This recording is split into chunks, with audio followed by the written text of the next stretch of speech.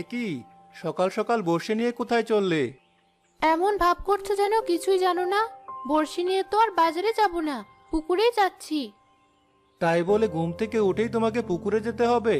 বাড়ির কাজগুলো কে সারবে? বিয়ের আগে কিন্তু আমার মা বাবা তোমাকে বলেছিল আমাকে বিয়ে করলে আমার মাছ ধরার ব্যাপারটাও তোমাকে মেনে নিতে হবে।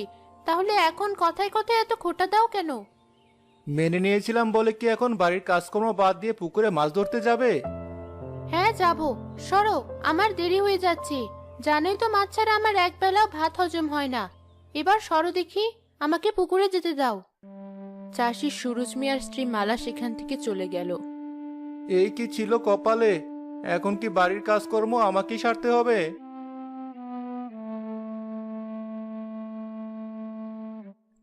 কি হয়েছে বাবা? মাথায় হাত দিয়ে এভাবে বসে আছো কেন? কি আর করব মা, দেখ না, এই সকালবেলা তোর মা বর্ষি নিয়ে পুকুরের দিকে হাঁটা ধরেছে। এদিকে যে আমাকেও মাঠে যেতে হবে, খালি পেটে কি করে যাই বলতো? তোমাকে এত ভাবতে হবে না, আমি এক্ষুনি তোমার খাবারের ব্যবস্থা করছি। বেশ, যা তাহলে। আমি এই বাসনগুলো পুকুর থেকে মেজে আনি। তুই একা একা আর কত কি করবি?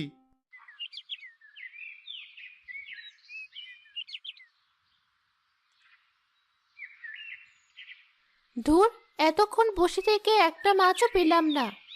কি গো, হলো তোমার মাছ ধরা? তুমি এখানেও চলে এসেছো? বললাম না মাছ না ধরে আমি বাড়ি ফিরবো না। বেশ তো, তোমার যতক্ষণ ইচ্ছে ততক্ষণ মাছ ধরো। আমি তো এসেছিলাম এই বাসনগুলো মাজতে। আরে, বড়শিটাতে টান লাগলো কেন? এই তো একটা মাছ পেতেছি।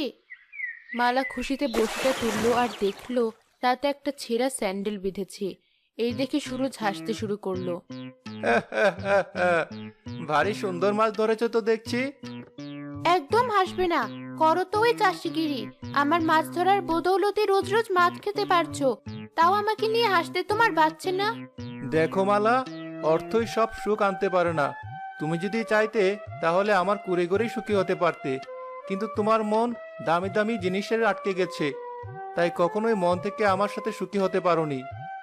হয়েছে, তোমাকে আর বড় বড় কথা বলতে হবে না।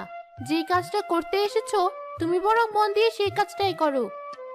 সুরজ মন খারাপ করে বাসন মাজতে লাগলো। তখনই সুরজের এক প্রতিবেশী কাশেম সেখানে এলো। আরে সুরেশ ভাই, করো কি? এখন কি তুমি মাঠের কাজ বাদ দিয়ে বাসন মাজা ধরলে? আরে